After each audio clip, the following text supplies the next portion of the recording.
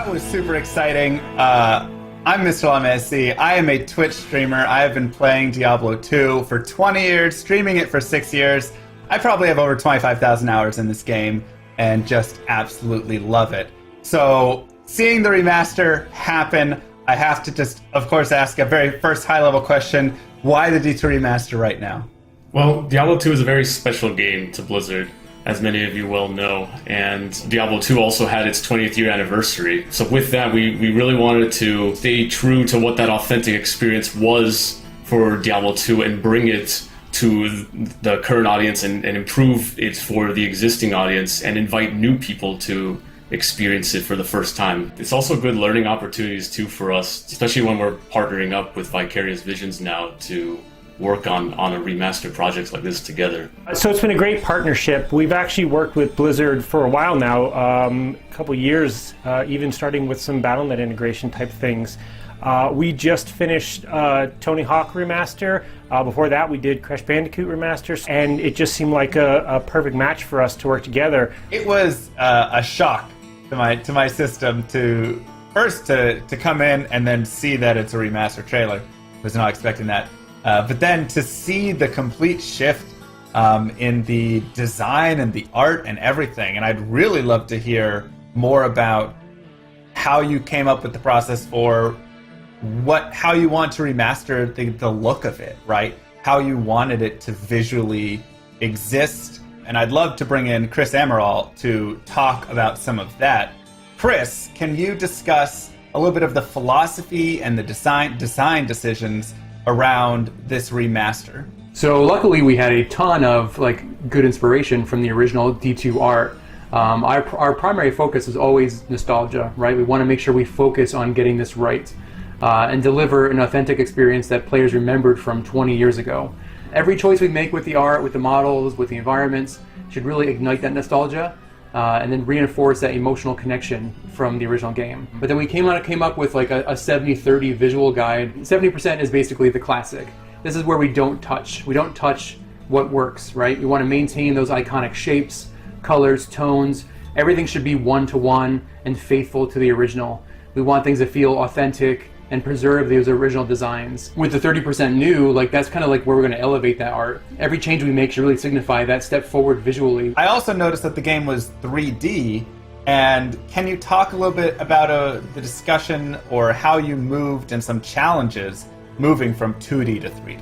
Well, I mean, evolving from a 2D sprite game, like a 2D image game, to a 3D is very challenging. We basically had to write a complete new PBR renderer, so a physically based renderer on top of the old game logic. It's difficult because you're dealing with models versus 2D sprites, where you have to basically write. You have dynamic lighting, you have dynamic VFX. A lot of that is an additional system that we have to work out on our end. So the follow-up to that question, I suppose, is I wasn't able to see any items when I was watching that trailer. Are all of the items also going to be remastered? All of the gems, all of every single piece of this? And what sorts of flavor did you decide to add to that artwork? So everything is being redone. So we remodeled everything because everything has to drop in the game. So you have your icon art, and then you have your 3D space art that flips, right? So we had to basically model everything. And as far as the inspiration, we actually were inspired by some original documentation that we found from Blizzard North, where there was a huge Word doc of where the original artists pulled inspiration from. So a lot of that was very historical landmarks, locations, and very very much real world referencing. So that was kind of where we kind of pulled our inspiration as well. We wanted that functional design that the original art had. Everything felt like it was believable, and that detail really does help to give it some realistic context and makes you feel more immersed in the game. It makes you feel like you're part of this world when you can see every little buckle and strap. I remember when we went into the tavern and there was garlic hanging from a beam, and we're all like, what's the garlic? And this is all full 3D everything, and then they're like, oh yeah, there was garlic in the old game. We go back and it's 4 white sprites, and you're like, holy cow, yeah, garlic, and there's hams hanging and everything. So it was really cool to see like to see it almost for the first time. And it's funny because original SD, like it was made in all 3D. So we actually came across a bunch of screenshots that were a different camera. Like it wasn't the isometric camera. It was like either marketing art or something else, or maybe just exploration. But there was shots of that garlic in the original art. You could never really see it in the pixel art, but it was there. And so it was telling that they were really trying to achieve something very very grand with this art. I'm not gonna lie, I never knew that they had garlic hanging in there. I mean, maybe a couple white sprites. I thought they were maybe candles, or who knows? No clue. But that makes me excited to go look around now and just like explore all of the areas in the game, just to look at the new detailed art and see what was. Well, you see it now too, because also we have the one new feature for the art on the art side of things is the zoom camera. So it'll help you get in there and look at all the details. Like it was something that I really felt strongly that like a lot of ARPGs that come out now all have a zoom feature.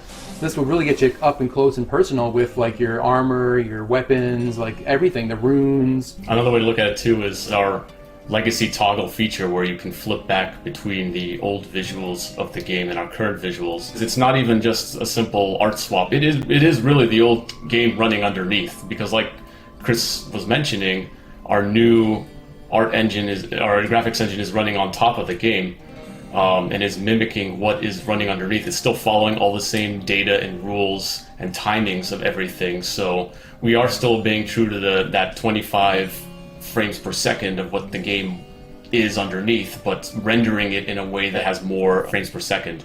Yeah, I'd love to hear more about that specifically, because when I go into Diablo 2, I'm thinking 25 FPS, and like you said, the game is built on that. My faster casting, my hit recovery, all of this stuff is built on 25 FPS. So how do you create a game that's 60 FPS? So all of the logic and how the game talks with the server and everything like that runs on that cycle, and that hasn't changed. So we still have benchmarks in all of our content, say for animations of when a hit frame occurs, how long it can recover, and all of that. That all matches exactly. Now it can run at a faster frame rate, and so modern games run on time, not frames. So we've done that. But all of the logic still runs on those same things. So you can wait for your breaks to occur. All of those things still happen at the exact same. And that was through no small effort, but it's super important, right? Because even if you can't see it right away, you feel it when it's different. We've done that on lots of areas. So for example, the original game only had so many sprites to render your rotation. So you'd have your character and they're rendered out at so many angles, and the monsters even less. But you could actually walk at greater directions, right? You have, I think it was 64 different squares around you that you would path to, and you'd have feet sliding. We've increased that, so now there's more granularity. Obviously it's 3D, your character can run straight, but underneath the hood, I mean, this is a game made back when the inspiration was tabletop games, and so the game is a grid. So it still respects that grid, right? Like on the controller will still allow you to move small amounts because you push the stick a little bit, but it's still, you're either in a run state or a walk state, stamina's still a thing, you're still on a grid. Like all of that logic, once again, is all being driven by the old game. That hasn't changed. Rob was mentioning animation. Animation is also like, it was very challenging because you only had a few of the frame counts basically to make that animation. So it wasn't like a modern game where you have tons of different keys to make a very fluid animation. But we had to really like maintain that timing, that pace. The posing was a big focus for us too. We wanted to get those iconic poses for each character, and then just align that silhouette. So continuing the talk of visuals, I want to talk about characters, cosmetics, how they look. Because I know something that I love with Diablo 2 is just putting on, a scale mail, putting on a full plate mail, putting on a sacred armor, and seeing the character like have the different change and all of that. But some things still don't like reflect over in the color of it or whatnot, right? Some do, some don't. Is there going to be changes there, or is it just enhancing all of those visuals and making them just look even cooler? So our goal was to basically be one-to-one with parity with the original game. So we built every piece of armor that was in the original game and is now in the remastered version. The only difference we did is with the icon items. So we actually now we have a more connected visual with the icon and the item that drops in the game. Where before you had different visuals. That's really the only thing we pushed on as far as modernization. Yeah, so like shields or weapons, a lot of the unique items that you find in the game had special kind of icon arts, right? And that is something we're actually going to be showing on your character in the new visuals. That definitely excites me. I think that's something a lot of people would love to see, a lance guard and have the cool stuff actually on their character there. It will be the same model you see on those icons. Are we going to see remastering of the cinematics in the game? Yes. Yes, we are. Yep, the entire full 28 minutes or whatever is going to be all remastered with new high fidelity art. It's going to look amazing, by the way. So, will the sound in those also be remastered, and any other sound in the game be remastered? All of the audio has been remastered, as well as we've added additional, surround sound features. There's more ambient. There's more effects going on.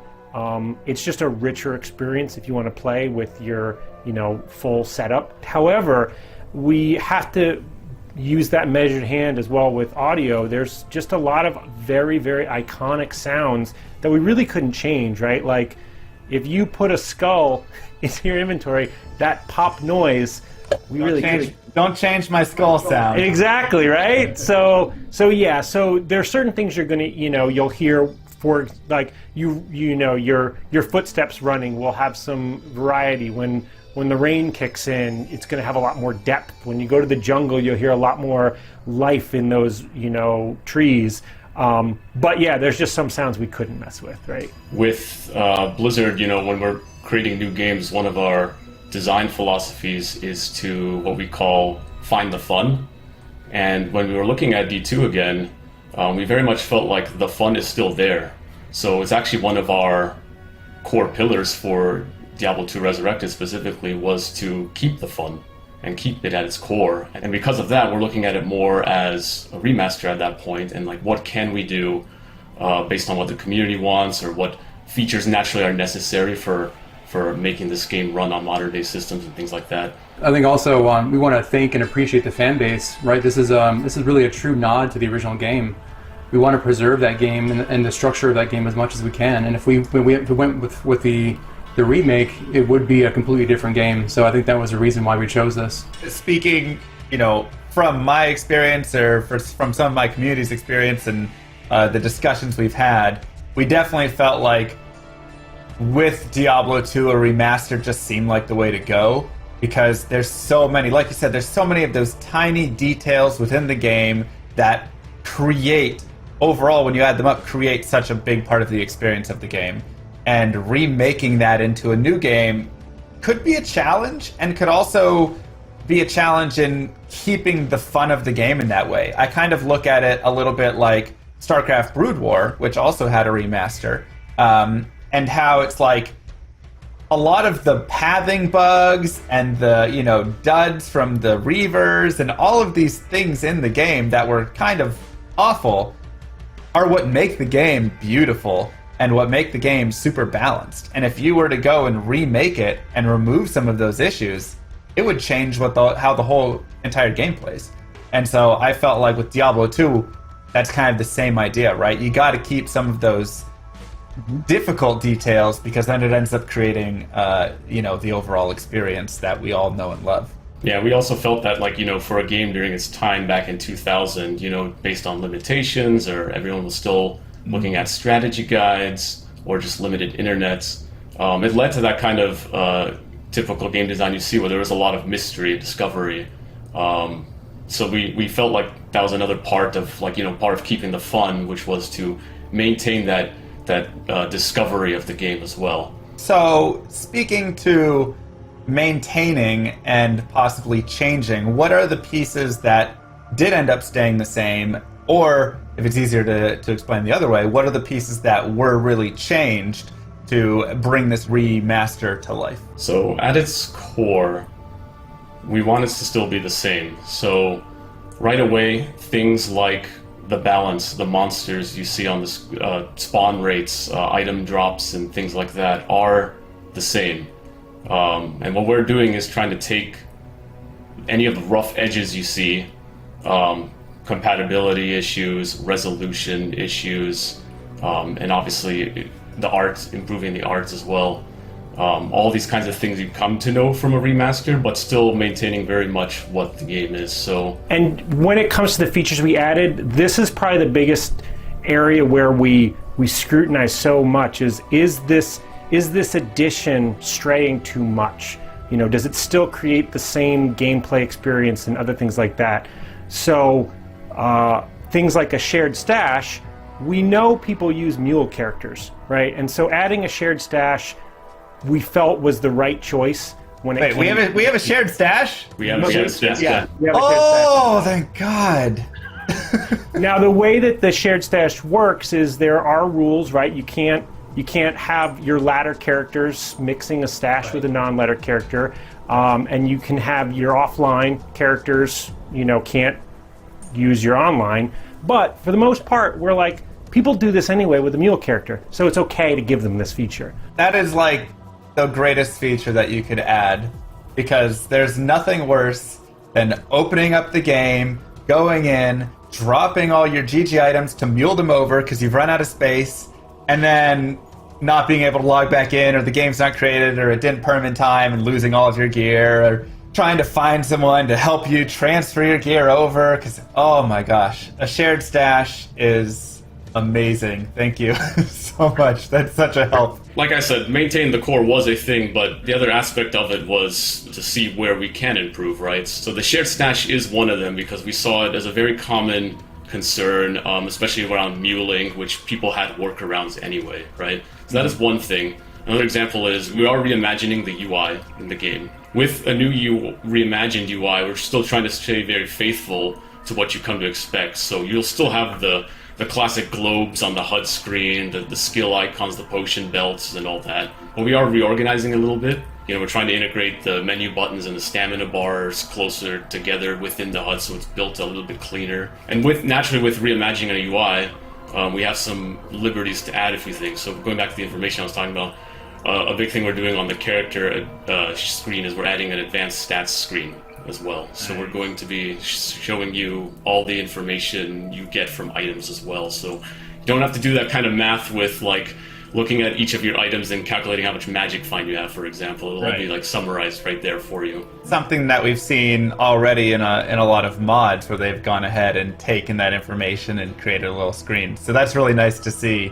that you guys are implementing that as well. Because I don't think anybody likes sitting down and counting up the magic find of every specific item, and all of their charms and all of everything to figure out what is the number, how much do I have. We've also added auto gold, so you can opt in. It is a feature you can turn off, which is one of the things we have to be careful of. A handful of other things where we're like, if you want this, you can turn it on, but you can also keep it off. This was actually something that we started looking into when we were adding controller support.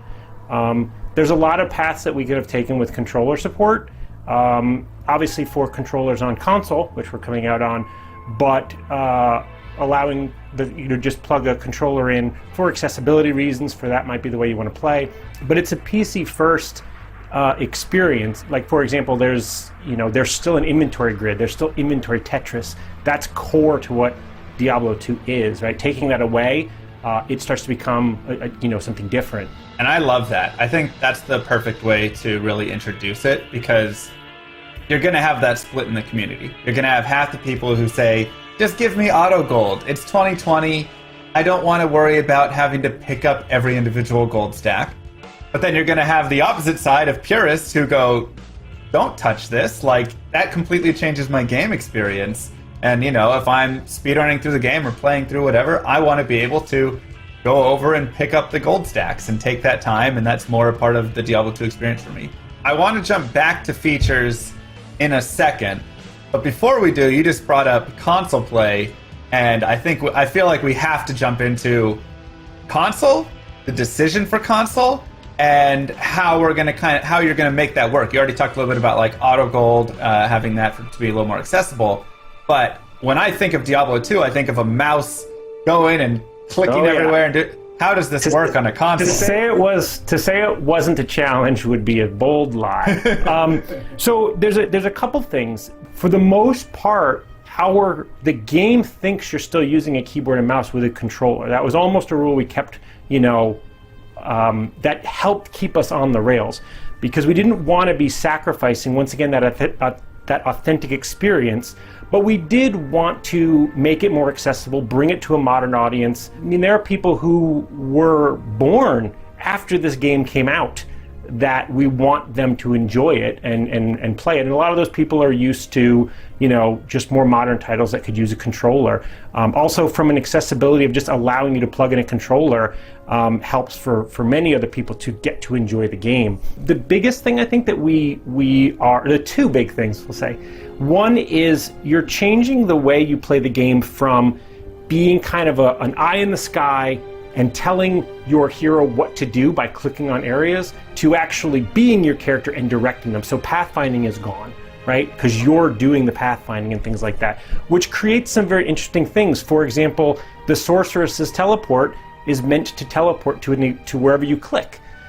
So in that area, when you're playing on the console, we will have a kind of a default distance that you will teleport to. Whereas on the PC, you can click wherever you want. Same with Barbarian's Leap, although that one's interesting because it levels. But it's become a very, very fun challenge. Like, I'm a necromancer and I need to target an item on the ground that has a certain keyword. It's working so far, but you guys will be the ultimate judge of that. Yeah, we've had a lot of talks back and forth, playtesting and things like that. A big challenge we had too was categorizing, all those 300 character skills to see how each of them really play, to see what challenges there were. And yeah, like Rob mentions, the Necromancer Iron Golem is a favorite of ours to continuously talk about because of the various ways it can target.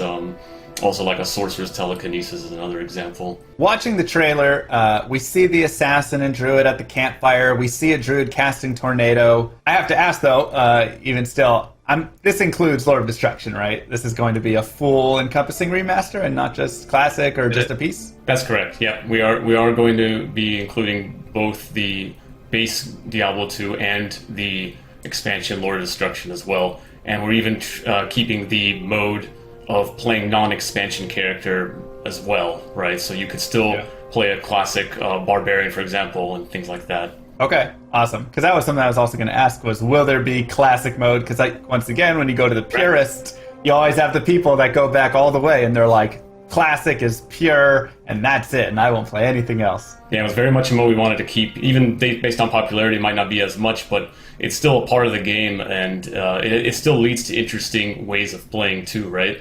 A lot of it's even data-driven too, so like a lot of the reasons to keep it were pretty clear to us. Like, let's make sure we're not taking something away from this remaster. I'd love to go ahead and start talking about some of the other features, or continue talking about some of the other features that you had mentioned before, because hearing each of these already has gotten me so excited for this game.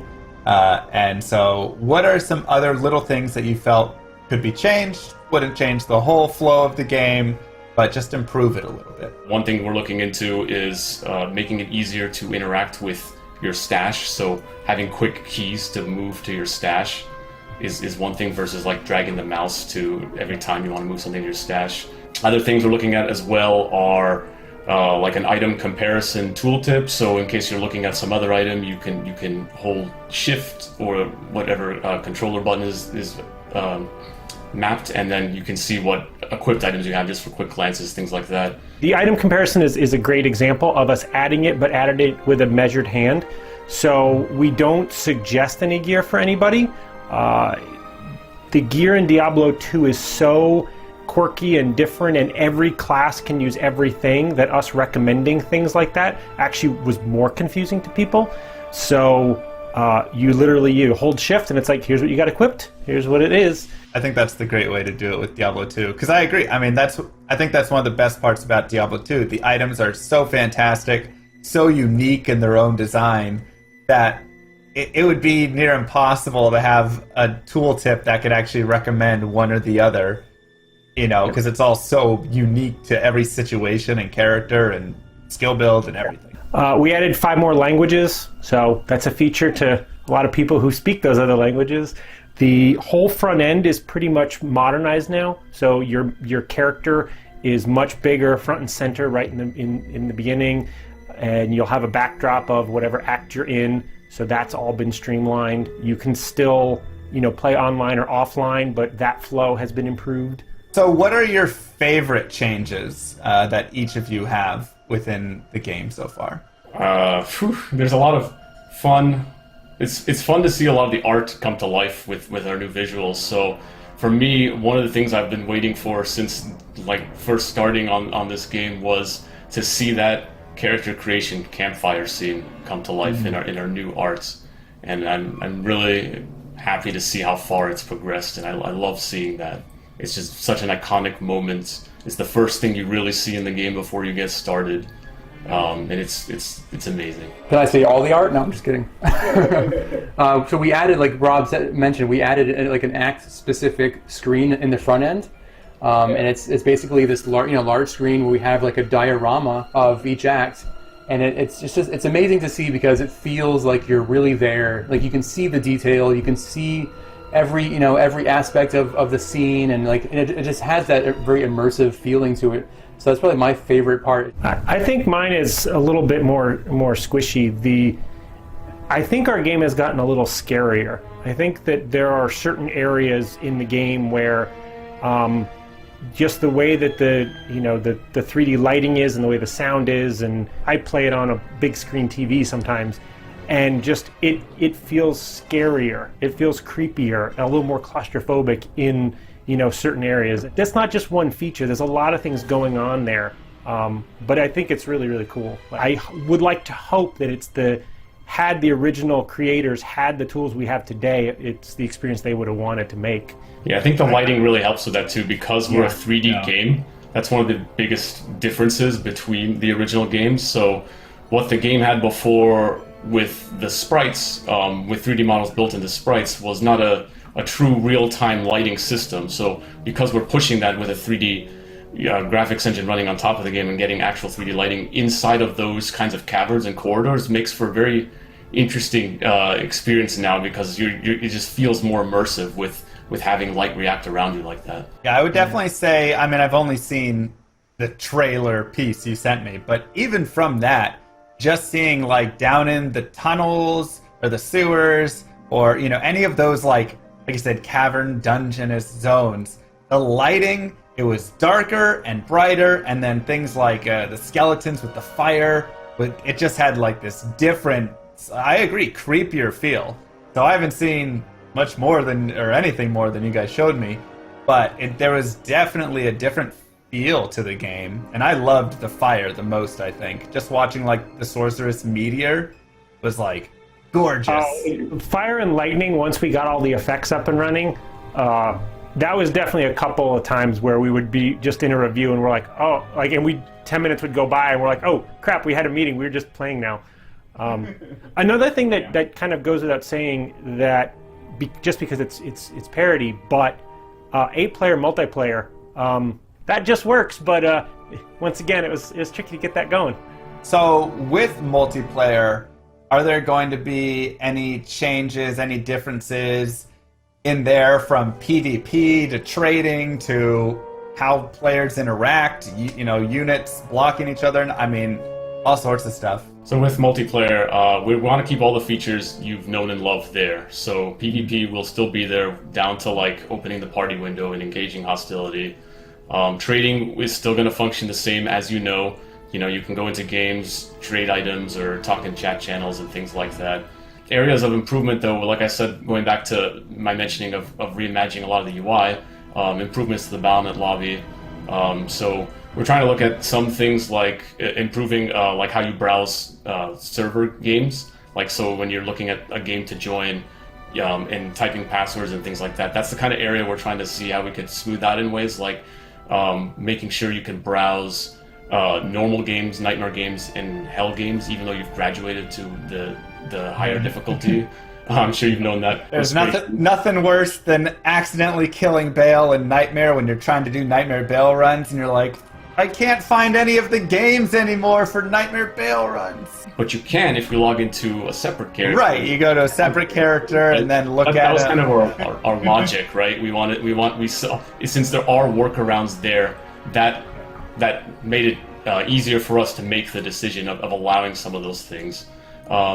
Another change is also looking into reducing ladder seasons overall. So right now, ladder seasons in Diablo 2 are 6 months, and we're looking at reducing that as well to help have more engagement and kind of drive more incentives too. 6 months is a long time, and we're looking into like if we make it shorter, we could probably have greater beats throughout the year, as well as seeing people strive harder for getting like that to that level 99, right? So is there going to be any reward change on that, or will it just simply be, the same standard? You get to 99, you're 99 on that leaderboard, and I mean that's a giant reward in itself. But I don't know if there's any other piece go up on the Battle.net website or something. We're not looking into adding anything beyond what the game really did, but in some ways there will be some things that kind of come out of because of what we changed. So we have the leaderboard, right, where you can see each class going to level 99. There are easier ways to filter through that.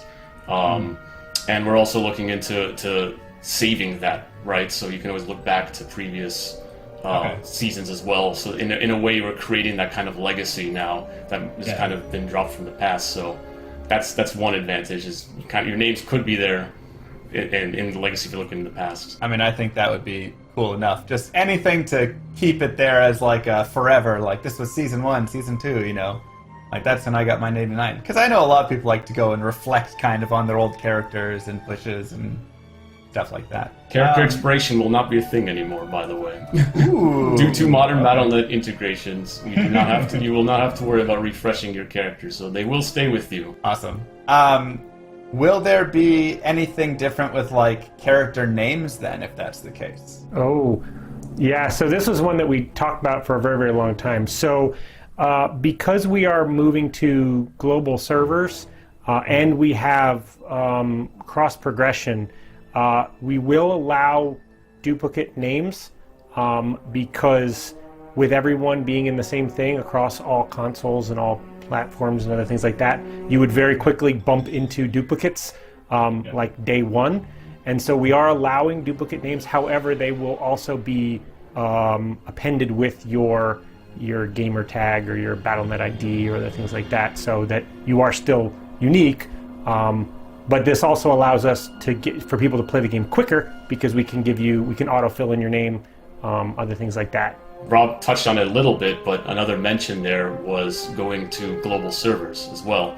So this is a new thing we're doing, where the concept of US West, US East, Asia regions, and EU are no longer going to be a thing in terms of like being on separated servers. So now, for the push for a global play with Diablo 2, you can now be able to join across people around the world. I think that's a fantastic change. That's always been one of the like saddest parts, is like they're on EU and I'm on US East, and then my other friend's on US West, and it's like, how do we get us all together?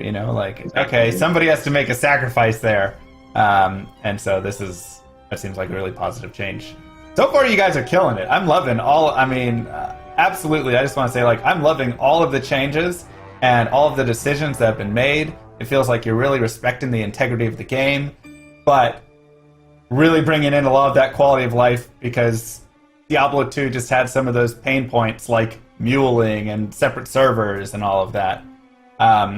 So I just want to throw that out there really quick. There's a lot of love and care going on into this. Like we're very passionate about Diablo 2.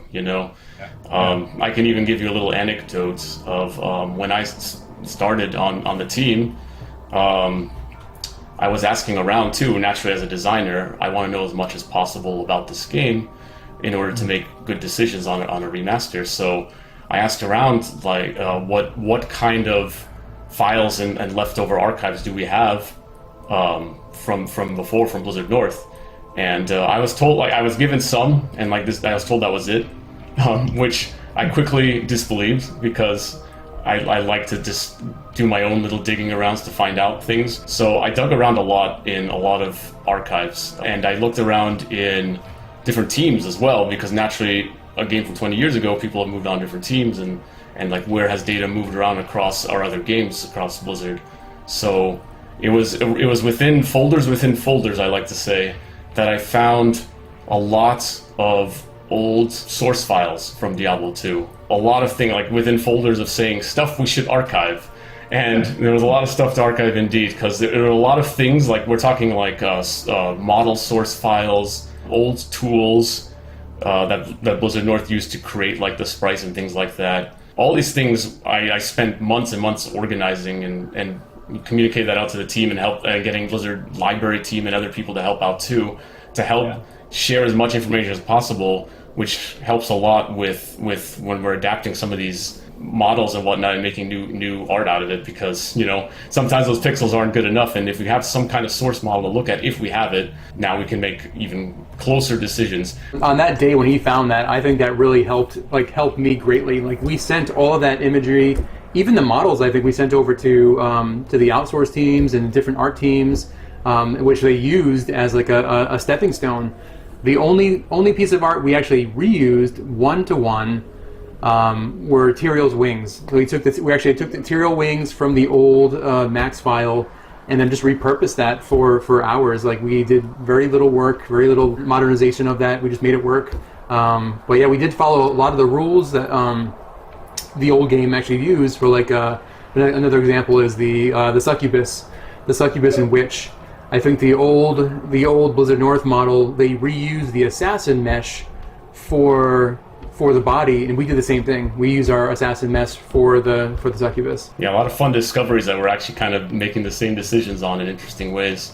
Another example too, like, is because we found a lot of stuff. There's a lot of old texture files for some environments on the game. So another example is like the walls you see in the Act 2 tombs with those kinds of like paintings on them are the same textures we're using, because we found the source files for those. Any symbology we have questions on, we always like jump into that archive, try to find some kind of source or reference or something, and we just reuse it as much as possible. We want this to be as true as possible. That could even carry over to the cinematics too, like a lot of the cinematics cover the same locations. Think of like Tal Rasha's tomb with Baal in front of it, and there's all those runes going on behind him. Finding sources like that to try to match as much as possible was a goal, and I'm glad to say we did find those kinds of things, and they're matching it very well. So it's helping our cinematics too. There was even concepts we repurposed. Like, we found a couple concepts that were amazing from 20 years ago.